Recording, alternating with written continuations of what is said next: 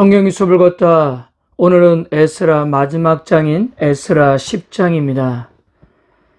80년 전에 하나님의 선민 공동체를 재건하고 하나님 나라를 회복하겠다는 꿈을 안고 스룹바벨의 인도하에 예루살렘에 돌아왔던 1차 기회왕민들은 시간이 지나면서 차츰 하나님의 백성으로서의 정체성을 잃어가고 있었는데요.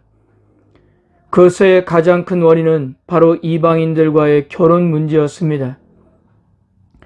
더 충격적인 사실은 제사장들, 레위인들, 지도자들이 이 일에 앞장을 서고 있었다는 사실이었어요.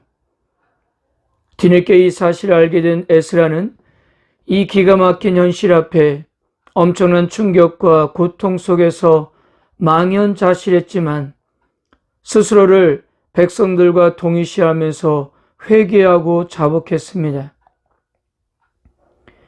이런 에스라의 기도는 마침내 백성들의 마음을 움직였습니다.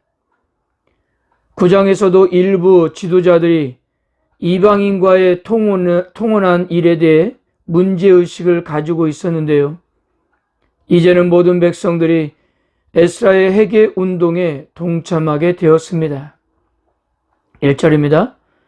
에스라가 하나님의 성전 앞에 엎드려 울며 기도하여 죄를 자복할 때에 많은 백성이 크게 통곡하며 이스라엘 중에서 백성의 남녀와 어린 아이의 큰 무리가 그 앞에 모인지라.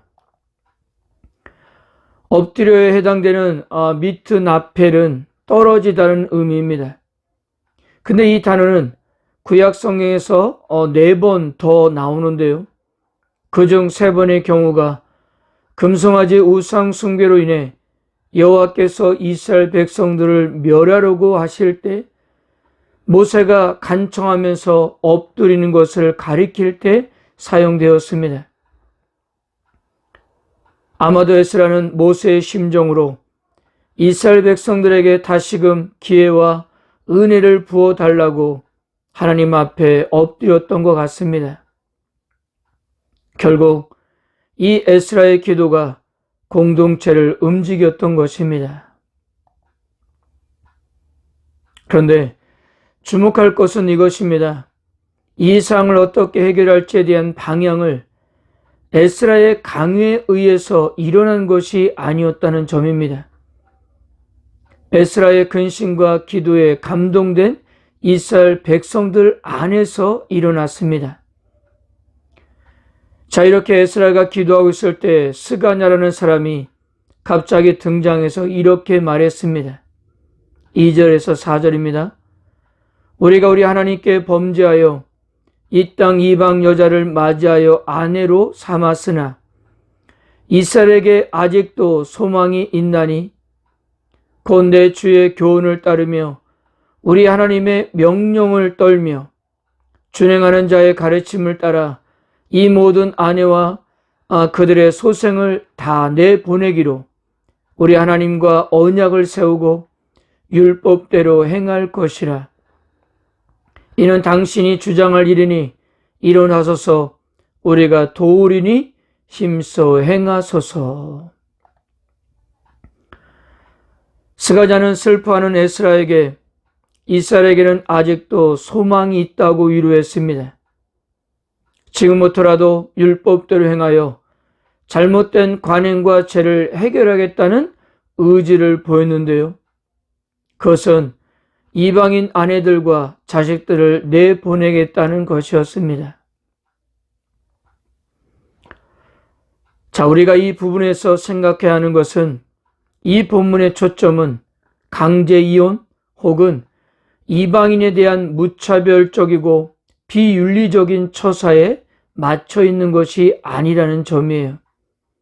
본문의 핵심은 하나님의 백성인 이스라엘의 거룩성, 특히 율법에 대한 철저한 순종의 회복이었던 것입니다.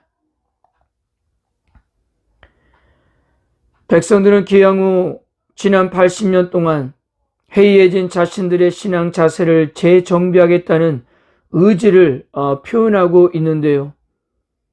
이방인과 결혼한 일에서 비롯된 온갖 우상 숭배와 가증스러운 일을 제거하겠다는 의지였던 것입니다. 물론 오늘날의 관점에서는 이해하기가 어렵지만 어떤 대가를 치르더라도 하나님과의 관계를 회복하기 위한 의지였던 것입니다. 백성들 스스로가 깨닫고 자신들의 죄를 인정하고 스스로 결단했던 부분이었던 거예요. 이에 에스라는 백성들에게 그들이 말한 대로 하기로 맹세를 시키고 지도자를 시켜서 모든 이스라엘 백성들을 3일 내에 예루살렘에 모이라고 명령했습니다. 그리고 3일 내로 예루살렘에 모이라는 명령은 이 일의 심각성을 깨달은 백성들이 그대로 이행했습니다. 그런데 그 시기가 바로 비가 오는 우기여서 백성들이 모일 때 큰 비가 내리는데요. 얼마든지 그들의 의지를 꺾기에 충분했지만 그들은 아랑곳하지 않고 예루살렘에 모였습니다. 그리고 비를 맞으면서 하나님의 진노에 대한 두려움으로 떨고 있었습니다. 모이던 백성들에게 에스라는 이렇게 말했습니다. 10절에서 12절입니다. 너희가 범죄하여 이방 여자를 아내로 삼아 이스라엘의 죄를 더하게 하였으니 이제 너희 조상들이 하나님 앞에서 죄를 자복하고 그의 뜻대로 행하여 그 지방 사람들과 이방 여인을 끊어버리라 하니 모든 회중이 큰 소리로 대답하이로되 당신의 말씀대로 우리가 마땅히 행할 것이니이다. 백성들은 마땅히 그렇게 하겠다고 다짐했습니다.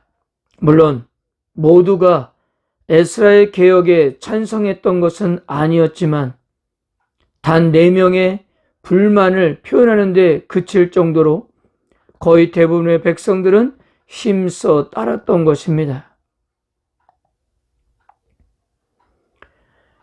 16절에서 44절까지는 약 3개월 동안 이방 여인을 아내 두는 사람들을 조사해서 총 113명의 명단을 공개했습니다.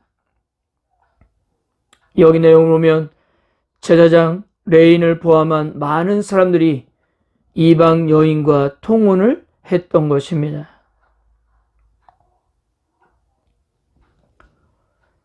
사랑하는 성도 여러분, 이제까지 부부가 되어 살아온 아내와 양육해온 자식을 내보낸 일은 결코 쉽지 않았을 것입니다. 생이별을 해야 하는 가정마다 엄청난 아픔과 고통이 있었을 거예요.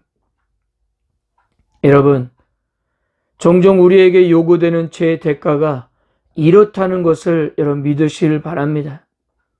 그러므로 처음부터 죄를 짓지 않는 것이 가장 바람직한 일이며 고통을 덜 수 있는 일입니다.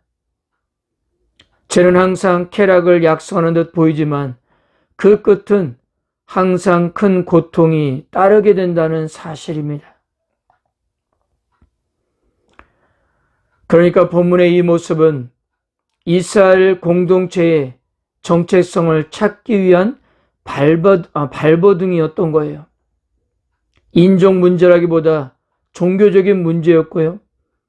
이들이 이방인과 결혼한 자체가 아니라 그로 인해 율법을 어긴 것이 문제였던 것입니다. 하나님 백성으로서의 거룩한 삶은 세속을 끊어내는 결단 없이는 불가능하기 때문이었어요. 사랑하는 성도 여러분, 우리는 하나님의 백성으로서 현재 어떻게 살고 계십니까? 정말 구별된 자로서 살고 계세요? 안타까운 것은요, 영적 회복을 위한 길을 가다 보면 반드시 현실적인 문제에 직면하게 된다는 사실입니다. 그래서 우리는 현실과 쉽게 타협할 수도 있는데요. 그러므로 우리들의 연약함을 솔직히 인정하고 철저히 회개하면서 돌이킬 수 있기를 바랍니다. 오늘도 세상 속에서 거룩함을 드러내는 하나님의 백성들이 다 되기를 바랍니다. 아멘.